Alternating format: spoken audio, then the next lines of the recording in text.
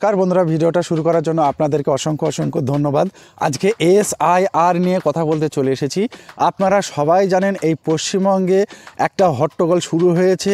কি নিয়ে শুরু হয়েছে? এসআইআর নামক একটি ফর্ম ফিল আপ নিয়ে।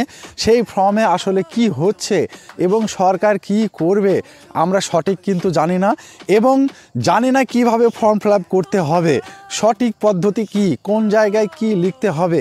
আমরা ইউটিউবে কিন্তু বিভিন্ন ভিডিও দেখছি, তার ফলে সঠিক তথ্যটা কিন্তু পাচ্ছে না। এক এক ভিডিওতে এক এক রকম বলা হচ্ছে। সঠিক পদ্ধতি কোনটা, একদম নির্ভুল পদ্ধতি কোনটা, সেটা কিন্তু আমরা বুঝতে পারছি না। আজকে আমি দেখাবো এসআইআর ফর্ম ফিল আপ। হ্যাঁ, একদম সঠিক পদ্ধতি, নির্ভুল পদ্ধতি। আপনাদের সঙ্গে আমি চ্যালেঞ্জ করছি, যদি কেউ আমার এই ফর্ম ফিল আপ ভুল দেখাতে পারে তাহলে আপনাকে বলে রাখি, আমার ভিডিও ডেসক্রিপশনে আমার হোয়াটসঅ্যাপ নাম্বার দেওয়া আছে, ওখানে কন্ট্যাক্ট করবেন, আমি তাদেরকে পুরস্কৃত করব। যদি ভুল দেখাতে পারেন যে আমি এই কথাটা ভুল বলেছি, তাহলে তাকে পুরস্কৃত করা হবে। এতটাই গ্যারান্টি দিয়ে আমি ফর্ম ফিল আপ করছি, কারণ কয়েক হাজার ফর্ম ফিল আপ আমি করেছি, অফলাইন এবং অনলাইন। শুধু এসআইআর বলে কথা নয়, বিভিন্ন ফর্মের কথা বলছি। সঠিক পদ্ধতিটা যাচাই করে তারপরে আমি আপনাদের জন্য ভিডিও নিয়ে এসেছি। তো চলুন আমরা এক এক করে দেখে নিই এসআইআর ফর্ম কিভাবে ফিল আপ করবো, সঠিক পদ্ধতি কি। দেখুন, ফর্মের উপরে লেখা আছে নির্বাচন কমিশন।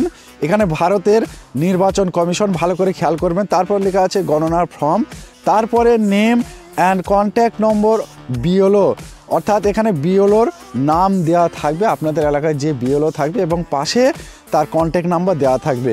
কোনো দরকার হলে বা ভুলভ্রান্তি হলে আপনি ওই নম্বরে ফোন করে জেনে নিতে পারবেন।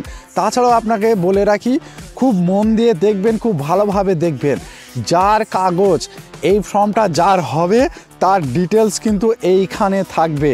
ভালো করে খেয়াল করবেন, 2025 সালের পুরো ডিটেলস এই ঘরটাতে দেওয়া থাকবে, এবং তার ক্রমিক নম্বর, অংশ নম্বর এবং বিধানসভার নাম, রাজ্যের নাম, সব কিছু কিন্তু এখানে লেখা আছে। ভালো করে দেখে নেবেন, দেখে দেখে লিখবেন।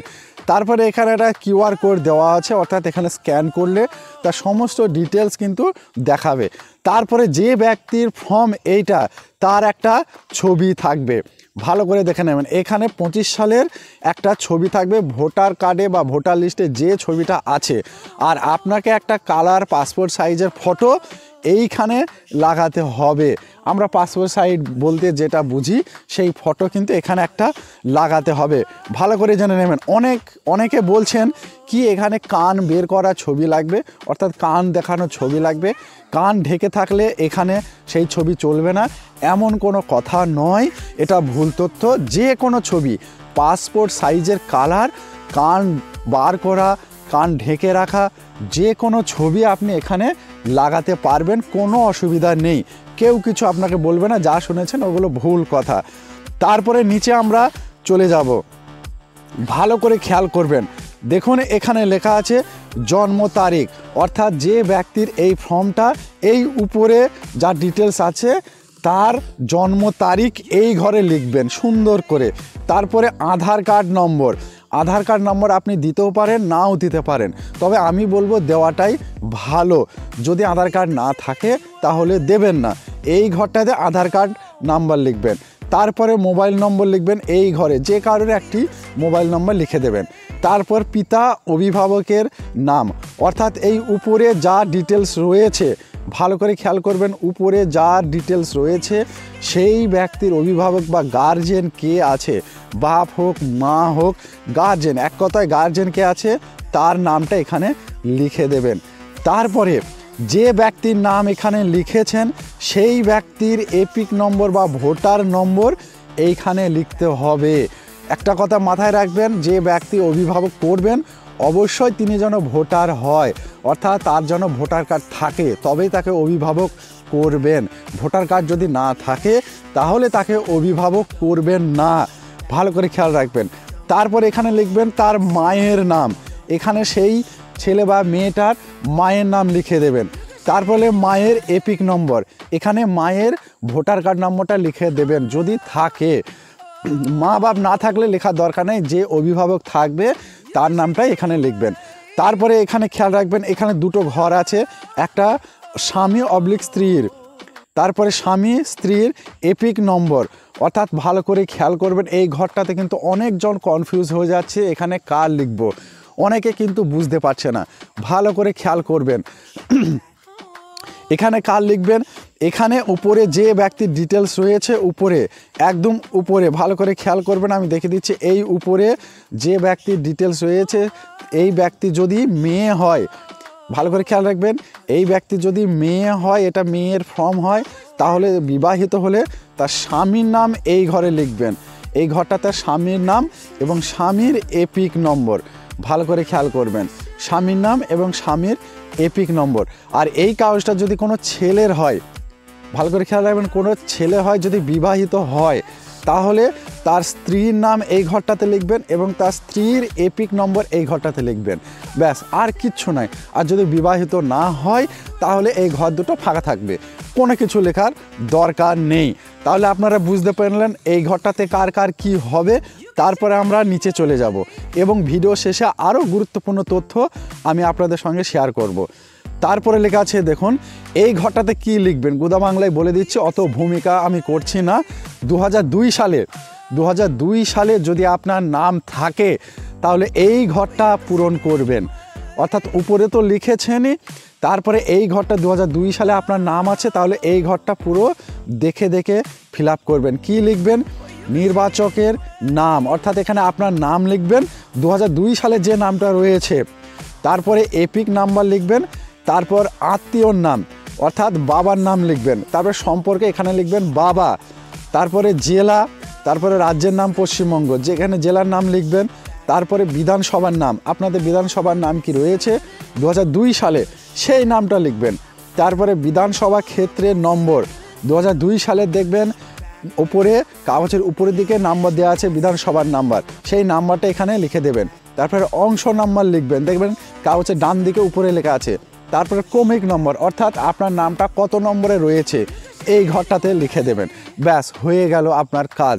2002 সালে যদি নাম থাকে, আর 2002 সালে ধরুন নাম নেই, কোনো ছেলে ফর্ম ফিল আপ করছে, তা সেই ছেলের তখন ভোট হয়নি 2002 সালে বা জন্মই হয়নি, তাহলে সে কি করবে, এই ঘরটা ফিল আপ করবে, অর্থাৎ পুরো বাবার ডিটেলস এখানে ভরবে। ভালো করে খেয়াল রাখবেন, এখানে তার বাবার ডিটেলস ভরবে 2002 সালে যে অভিভাবকে তার নাম রয়েছে, অর্থাৎ তার বাবা ছিল না, অন্য কেউ ছিল, মামা কাকা যার কাছে হোক মানুষ, তাহলে তার ডিটেলস এখানে ভরবেন 2002 সালের। কি লিখবেন আমি বলে দিচ্ছি, এখানে নাম লিখবেন, এপিক নাম্বার লিখবেন, যার নামটা এখানে লিখেছেন তার বাবার নাম এখানে লিখবেন, ভালো করে মনে রাখবেন, তার বাবার নাম এখানে লিখবেন, তারপরে এখানে লিখবেন বাবা, তারপরে জেলা, রাজ্যের নাম, বিধানসভার নাম, বিধানসভার নম্বর, অংশ নম্বর, ক্রমিক নম্বর, যেভাবে বললাম বাঁদিকে সেইভাবে এখানে লিখে দেবেন। তাহলে আপনারা বুঝতে পেরেছেন। আরেকটি তথ্য, একটা সুন্দরভাবে সই করবেন, সই না করতে পারলে এখানে একটি টিপ দেবেন, এই যে দাগ দিয়ে দিলাম, এই পুরো দাগটার উপর দিয়ে এইখানে যেখানে খুশি একটা টিপ দেবেন, বা সই করতে পারলে খুবই ভালো কথা, আর কোনো কাজ না। আর এখানে বিএলওর অবশ্যই সই করিয়ে নেবেন, এটা যেন মাথায় থাকে, তা না হলে কি হবে, আপনি ফর্ম জমা দিয়েছেন তার কোনো প্রমাণ আপনার কাছে থাকবে না। আর একটা গুরুত্বপূর্ণ বিষয় আমি বলেছিলাম, এই ফর্মটা যদি বুঝতে অসুবিধা হয় কোনো জায়গাতে, তাহলে আপনারা কমেন্ট করুন, আমি আপনাদের সলিউশন করে দেব। ভালো করে মনে রাখবেন, এইখানে যার নাম রয়েছে তার কোনো ডিটেলস আপনারা এখানে লিখবেন না, কোনো ঘরে লিখবেন না, সব কিছু হবে তার অভিভাবকের। বাবা যদি হয় বাবা, মা যদি হয় মা, কাকা হলে কাকা, মামা হলে মামা। ভালো করে খেয়াল রাখবেন, এই কাগজে যার নাম রয়েছে তার কোনো কিছু লিখবেন না, শুধুমাত্র মোবাইল নম্বরটা তার লিখতে পারেন, তাছাড়া কোনো কিছু তার এই কাগজে হবে না। আর একটা সই, আর একটা কথা মাথায় রাখবেন, এই কাগজটা যখন দিয়েছে এই কাগজটা অবশ্যই 1 কপি করে জেরক্স আপনারা রেখে দেবেন, সাদা ফর্ম ফিল আপ করার আগেই আপনারা 2টো করে জেরক্স রেখে দেবেন।